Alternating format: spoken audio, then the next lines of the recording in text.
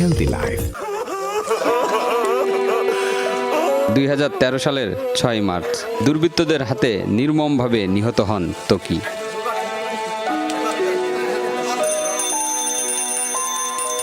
এর একদিন পরই বের হয় ত্বকীর এ-লেভেল পরীক্ষার ফলাফল।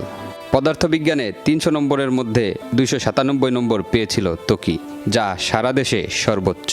ছেলের এমন সাফল্য গত এক যুগে এক মুহূর্তের জন্য ভুলতে পারেননি মা রৌনক রেহানা। এখন এটা করতো, থাকলে ওইটা করতো, বা আজকে হয়তো লাইফটাকে এইভাবে এনজয় করতো, সেগুলোই তো মনে পড়ে যে এইভাবে যে এত অল্প বয়সে চলে যাবে, এটা তো আর সেটাই মনে পড়ে যে থাকলে ওর জীবনটা এখন আরেকটা পর্যায়ে যেত।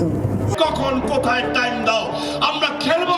ছেলে হত্যার আসামিদের নাম যখন সামনে আসতে থাকে, ঠিক তখনই থমকে যায় তদন্ত বন্ধে তদবির আসতে থাকে রাষ্ট্র পর্যায় থেকে।